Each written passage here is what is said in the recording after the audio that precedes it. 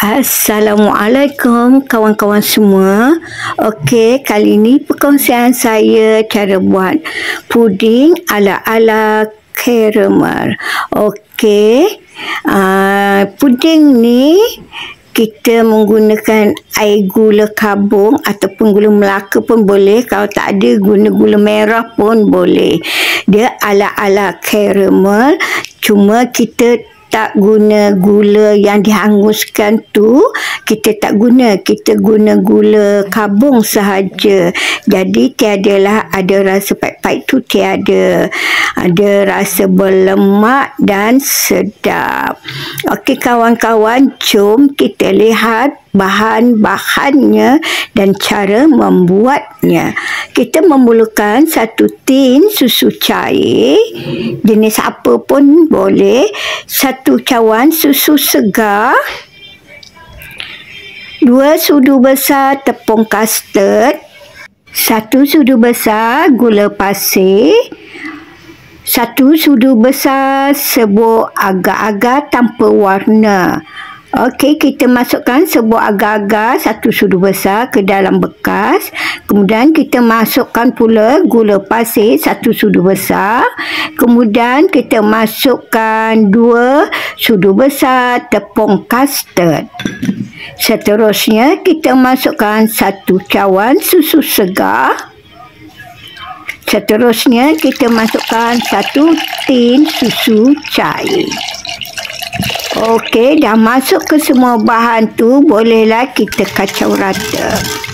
Pastikan tiada ketulan tepung ya, biar semua tepung kastard tu larut ya. Okey, barulah kita masak di atas api menggunakan api sederhana arah perlahan.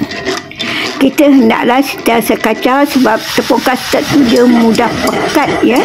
Okey, kita kacau-kacau dan kita tunggu sehingga mendidih. Kemudian barulah kita tutup api. Okey, kita basahkan dahulu bekas acuan dengan air supaya nanti senang kita nak tanggalkan puding tu nanti ya. Okey, dah kita basahkan dengan air, barulah kita tuangkan adunan tadi ke dalam bekas acuan. Okey, yang ini saya menggunakan gula kabung 1 ketul besar jugalah. Okey, seterusnya kita ketuk-ketuk je bagi dia pecah supaya mudah larut lah. Kita masukkan ke dalam bekas dan masukkan 1 cawan air. Okey, nak kasih wangi kita boleh masukkan 2 helai daun pandan. Okey, kita kacau-kacau dia supaya dia cepat larut. Bila gula tu dah larut, air gula tu dah mendidih, bolehlah kita tutupkan api dan kita keluarkan daun pandan tu. Kalau dah sejuk nanti, air gula ni dia akan bertambah pekat ya. Okey, puding kita sudah agak keras dan kita dah keluarkan daripada peti ais. Maka sejuk tu memang sedap sangat-sangat. Okey, kita bolehlah congkel menggunakan lidi ya. Okey, seterusnya bolehlah kita tuangkan air gula kabung ataupun gula Melaka ataupun gula merah tu ya di atas puding tadi. Okey, kita tuang tu jangan banyak sebab air gula tu manis. Kita agak-agak je ya. Okey kawan-kawan, rasa puding ni memang sederhana manis lah kalau puding dia je.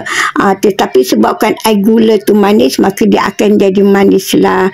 Jadi kawan-kawan, tuang tu jangan banyak lah air gula tu ya.